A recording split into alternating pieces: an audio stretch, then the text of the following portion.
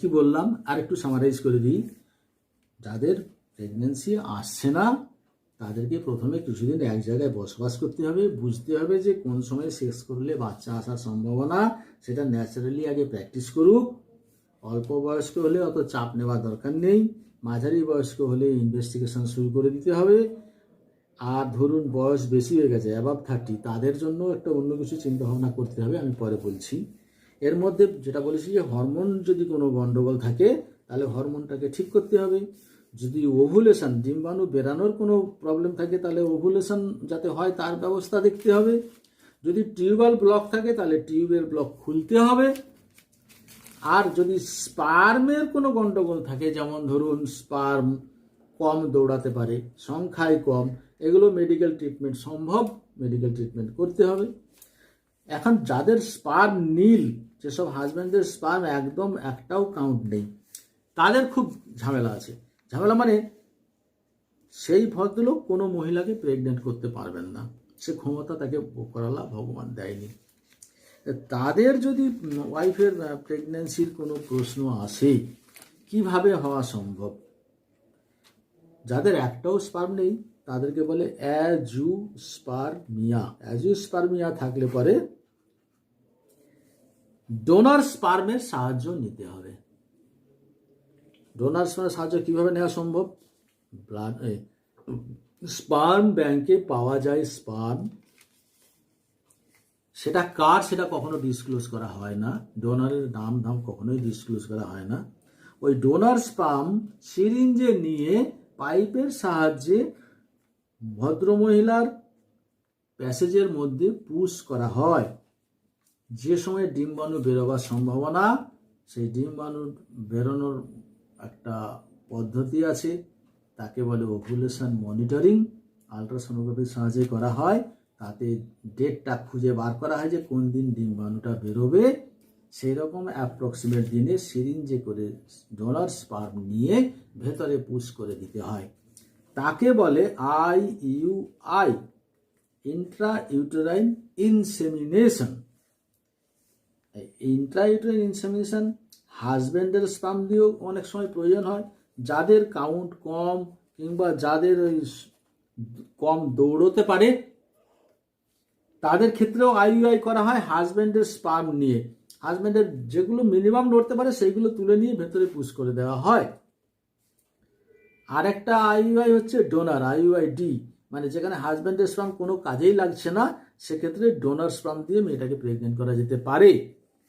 তো এই IUI হাজব্যান্ডই হোক আর ডোনারই হোক, এই পদ্ধতিটা নিজেদের মধ্যে গোপন রাখা উচিত।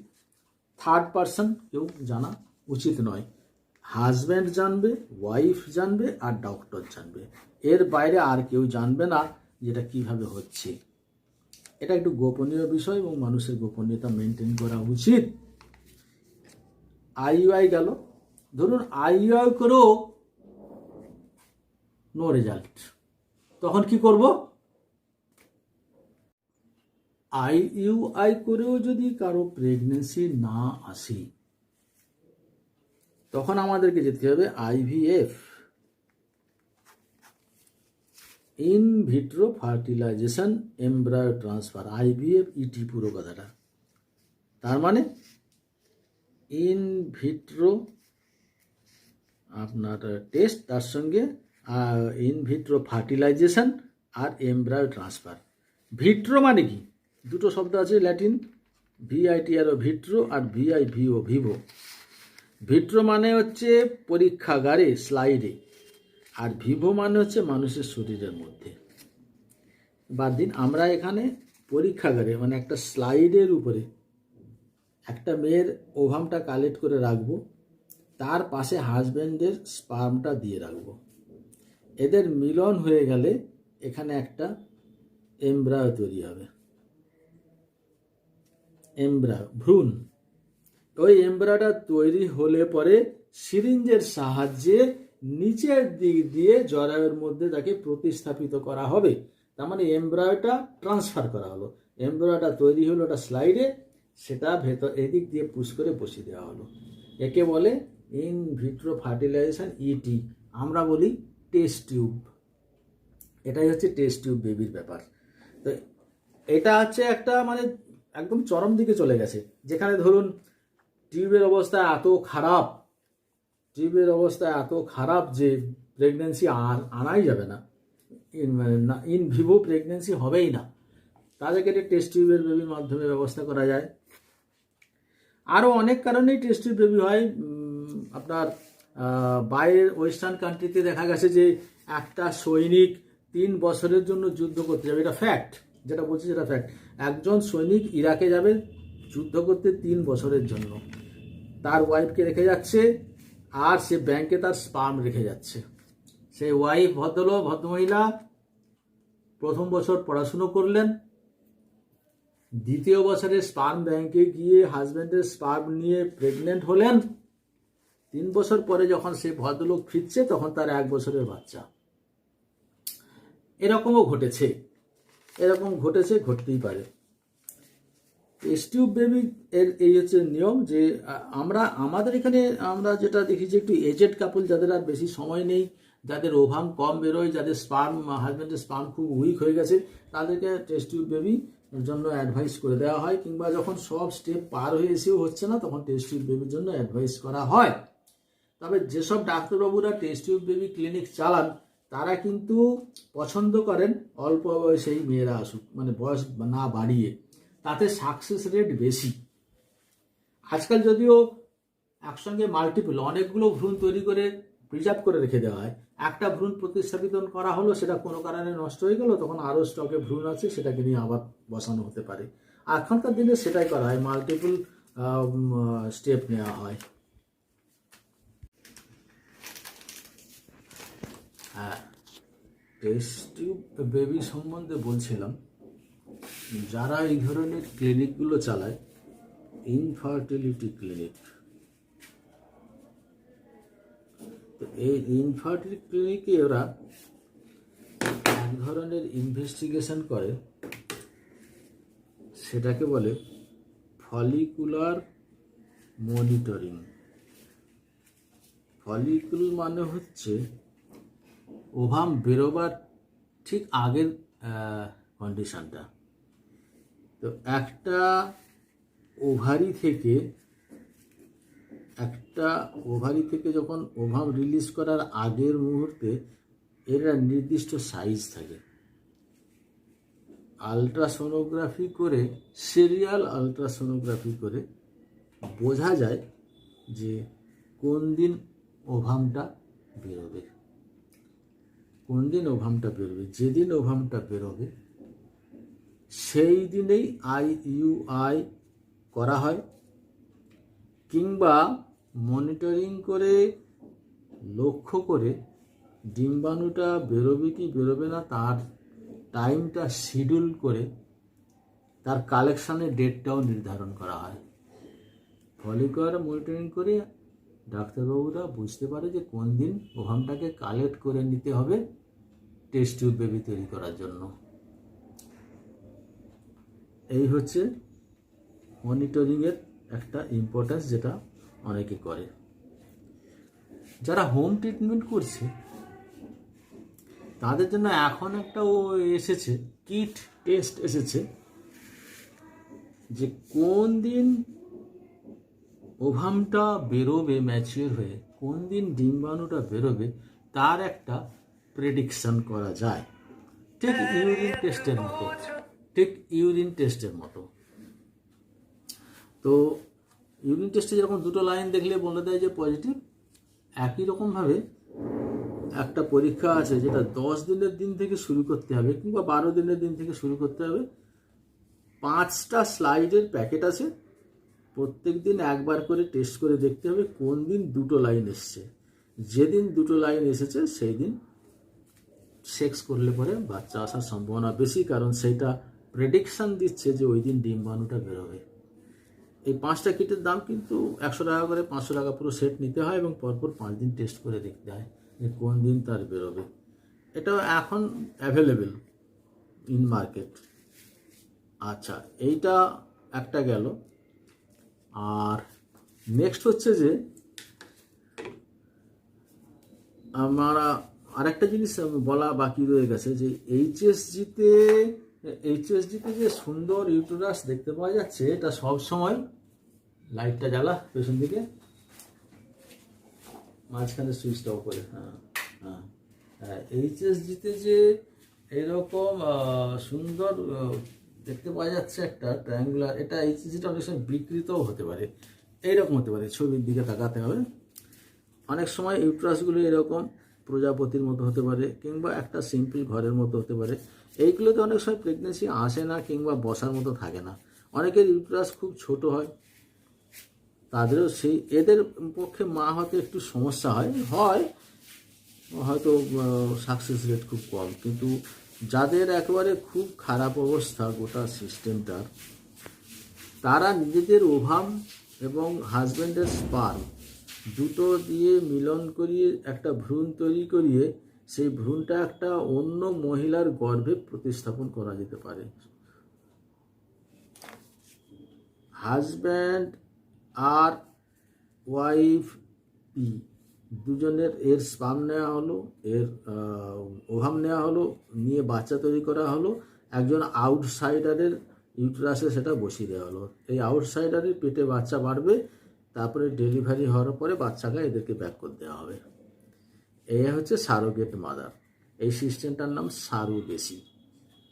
এটাও খুব হয়, এটাও প্র্যাকটিস হয়। আমাদের দেশে গুজরাটে খুব বেশি হচ্ছিল, এখন একটু কমে গেছে। তো ইউটেরাস যদি ম্যালফর্মড হয়, এলোমেলো শেপের হয়, তাহলেও মা হওয়া সম্ভব, ওইভাবে হওয়া যাবে। আর যদি কোনোভাবেই মা হওয়ার উপায় না থাকে, সময় চলে যাচ্ছে, তখন তো দত্তক ছাড়া গতি নেই।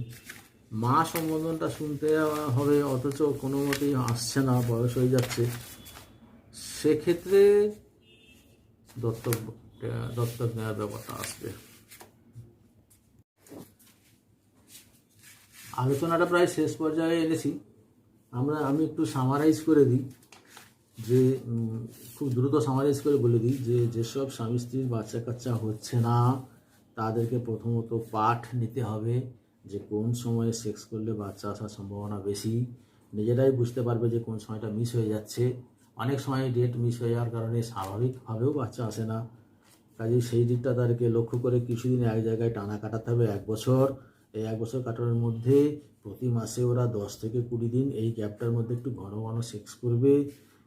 1 বছর পরেও যদি দেখা যায় যে কনসিভ করছে না, তখন কিছু প্রাইমারি ইনভেস্টিগেশন করতে হবে। প্রাইমারি ইনভেস্টিগেশনের মধ্যে আসছে ব্লাড টেস্ট, ব্লাডের হরমোন টেস্ট, তারপরে আসছে আলট্রাসোনোগ্রাফি, তারপরে আসছে এইচএসজি, তারপরে আসছে সিমেন টেস্ট। এরপরে বেশ কিছুদিন আবার অবজারভেশনের থাকতে হবে, মেনস্ট্রুয়াল রেগুলেশনের মধ্যে থাকতে হবে, কিছু ওষুধপত্র আছে খেতে হবে। 1-1.5 বছরের মধ্যে কনসিভ না করলে, কি 2 বছরের মধ্যে কনসিভ না করলে, তখন ল্যাপারোস্কোপি করতে হবে। ল্যাপারোস্কোপি, হিস্টোস্কোপি করার পরেও যদি বেশ কিছুদিন চলে যায়, সময় চলে যাচ্ছে, বয়স বেড়ে যাচ্ছে, তখন আইইউআই কিংবা আইভিএফ এর পথে হাঁটতে হবে। আইইউআই কিংবা আইভিএফ এর পথে হেঁটেও যদি দেখা যায় যে কোনো কিছু হচ্ছে না, তখন মানে ডাক্তারদের চেষ্টা প্রায় শেষ সীমান্তে পৌঁছে গেছে, তখন বুঝতে হবে যে আমাকে কোনো দত্তক নিতে হবে। এই হচ্ছে টোটাল সামারি। যাই হোক, এই ডিসকাশন শেষ করার আগে দুটো কথা আমি বলে দেবো। সেটা হচ্ছে যে এখনকার দিনে টিন এজদের মধ্যে, টিন এজ কিংবা এই 20 বছর বয়স, 22 বছর বয়স, এইসব মেয়েদের মধ্যে একটা রোগ বেশি দেখা যাচ্ছে, তাকে বলে PCOS, পলিসিস্টিক ওভারিয়ান সিনড্রোম। এটা কি? পলিসিস্টিক ওভারিয়ান সিনড্রোম হচ্ছে এমন একটা প্রবলেম যেখানে ওভারি থেকে ওভামগুলো বেরোয় না। ওভারি থেকে ওভামগুলো না বেরিয়ে সঞ্চিত থেকে সিস্টিক হয়ে যাচ্ছে, মাল্টিপল সিস্ট হয়ে যাচ্ছে, তাকে বলে যে পলিসিস্টিক। তো এই ওভাম না বেরোনোর ফলে কিছু কিছু প্রবলেম হয়, যেমন মেয়েটার পিরিয়ড অনেকদিন বন্ধ থাকে কিংবা ইরেগুলার হয়। এই মেয়েগুলো সাধারণত একটু হেয়ারি হয়ে যেতে পারে, হেয়ারি, একটু অয়েলি হয়, খুব মুখে ব্রণ ট্রণ হয়, এইসব সমস্যাগুলো হয়। এদের একটু ফার্টিলিটি প্রবলেম থাকে, বিয়ে হয়ে গেলে ফার্টিলিটি প্রবলেম থাকে, সহজে প্রেগনেন্সি আসতে চায় না, যেহেতু ওভুলেশন হচ্ছে না। ওভুলেশন না হওয়াকে বলে অ্যানোভুলেশন। এই অ্যানোভুলেটেড স্টেজের জন্য এরা একটু সাফার করে। তবে এর ট্রিটমেন্ট আছে, এটা এখনকার দিনে খুব কমন হয়ে গেছে। আর পিসিওএসের অ্যাকচুয়াল কারণ কিন্তু জানা নেই, কারণ জানা নেই বলেই 50 রকমের চিকিৎসা আছে। মেন চিকিৎসা হচ্ছে, যদি মেয়েটা আনম্যারিড হয় তাহলে তার সাইকেলটাকে রেগুলার করতে হবে। সাইকেলটাকে রেগুলার করতে হবে কি দিয়ে? এই ওরাল কন্ট্রাসেপটিভ জাতীয় ট্যাবলেট খাইয়ে এই সাইকেলটাকে রেগুলার করতে হয়। এতে কি হয়? এতে এই ওভুলেশনটা পুরো বন্ধ রাখা হয়, ওভাম ম্যানুফ্যাকচারিংটাই বন্ধ থাকে, যার ফলে পরের দিকে আর সিস্ট তৈরি হয় না। এটা বেশ কিছুদিন খাওয়ার পরে ব্যাপারটা ঠিক হয়ে যায়। কিন্তু ম্যারিড কাপল যাদের পলিসিস্টিক ওভারি আছে, যারা বাচ্চা চাইছে, তাদের ক্ষেত্রে প্রিন্সিপালটা আলাদা। তাদেরকে ওরাল কন্ট্রাসেপটিভ দেওয়া হয় না, তাদেরকে দেওয়া হয় ওভুলেশন ইনডিউসিং ড্রাগ, মানে যাতে করে ভালো করে ওভুলেশনটা হতে পারে, ডিম্বাণুটা বেরিয়ে আসতে পারে, ডিম্বাণু বেরিয়ে এলে যাতে প্রেগনেন্সিটা হয়ে যেতে পারে, সেই লাইনে ট্রিটমেন্ট করা হয়। কাজেই পলিসিস্টিক ওভারি ট্রিটমেন্টে মেয়েটার ম্যারিটাল স্ট্যাটাস, মেয়েটা বেবি চাইছে কি চাইছে না, এই ব্যাপারটা উপরে নির্ভর করে। এটা হচ্ছে পলিসিস্টিক ওভারি গেল। আর ফাইনাল যে ডিসকাশনটা বলবো সেটা হচ্ছে যে, একটা ধারণা সম্বন্ধে একটু বলে দিই, যে আমাদের মানুষের জেনেটিক ফর্মুলাটা কি? মানুষের জেনেটিক ফর্মুলা হচ্ছে পুরুষদের জন্য 46XY আর মহিলাদের জন্য 46XX।